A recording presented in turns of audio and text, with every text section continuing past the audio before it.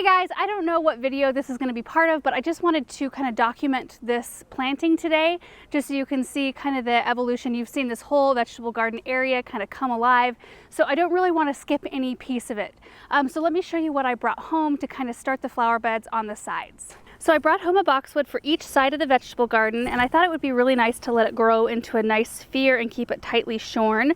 Just a nice anchor piece to the edge of the vegetable garden, and that way you can keep it to where it's like, about where it's sitting right now height-wise, and I will lose about 1.5 feet when I put it in the ground, but I'll let it grow about that tall, and just so that you can still see the fence behind it. I kind of think that that's important.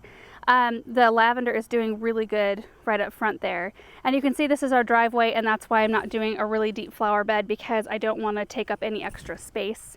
So the other plant I have here is a Hydrangea Limelight. It's a Hydrangea paniculata. This is going to be an experiment because this is a very full sun area. And I've said so many times that hydrangeas need protection in the afternoon, which in my area they typically do. Hydrangea paniculatas, out of all the hydrangeas, can take the most amount of sun. So I'm hoping that they like this spot and they get plenty of water here. So I'm hoping that they do it, but it is an experiment. It is something that I may end up having to move into a different location that gets more shade. My sister-in-law, though, she's got a beautiful Limelight hydrangea in her garden, and it's in full sun and it's glorious. So you never know. Sometimes you put it somewhere and it works out. So this is just one of those things that's just a trial, but it is giving me a little bit more inspiration to keep going. So like I've been telling you guys, I wanted to get an arbor for this opening here, and I think I'm going to go ahead and get those ordered. I think I'm going to order a cedar wood, and have it stained the same color as the fence.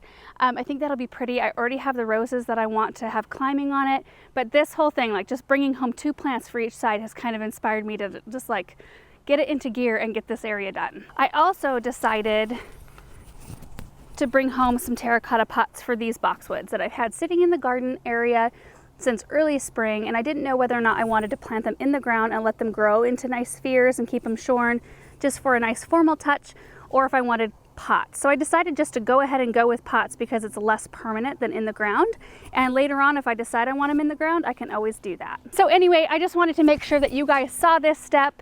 I'm going to go ahead and set the camera up so that you guys can kind of see them go in the ground and see what it looks like in the end. But first, here is the other side, just so you can see both sides here. Let me back way up so you can see. So you can see the other Limelight right there and this one there. I think it's a really good start.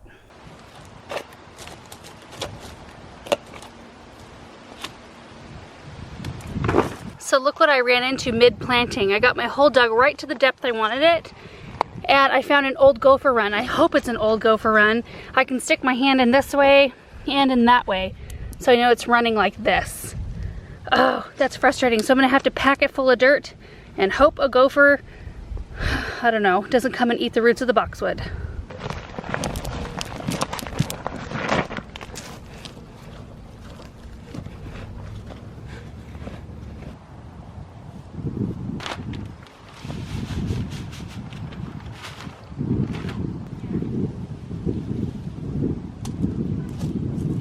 Well, I sure hope this hydrangea likes this spot because I think it turned out so pretty. I just absolutely love it. I think the boxwood is really nice in there. I think that was a needed piece right there, especially once it gets a little bit larger. And so I'll let it come out probably, to a little bit further than the lavender, so it looks like it's an end cap on either side.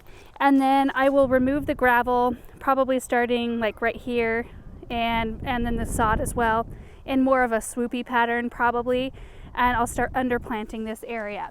Then if we back up this way through the willow tree, I am going to get my arbors ordered and get those stained and get a big like flagstone right here, because there's actually quite a dip. I don't know if you can tell from here, but there's quite a dip between the height of the garden and then this flower bed. So I want a nice thick rock so it's an easy step into the garden, and then I will continue on planting. I just wanted to make sure not to get the hydrangea standard too close to where the arbor is going to go, because I didn't want to do two. I didn't want two flanking the arbor. I want the roses to do that. So I think it's overall a really good look. So here's the other side right here. You can see a little bit better how far away I put it from the fence and how far away I put them from each other. And I've got hoses on the boxwoods to start slow drip, just giving them a nice deep soak. And in true Eastern Oregon fashion, the wind is blowing and those poor hydrangeas are gonna get a nice warm windy welcome into their new spots right there. So let's everybody cross your fingers and let's say a prayer for these hydrangeas and hope that they do well in this spot. So that's it for today. I just wanted to show you the progress on this area. I cannot wait to keep going. This has just kind of spurred me on. So anyway, thanks for watching. See you in the next one. Bye.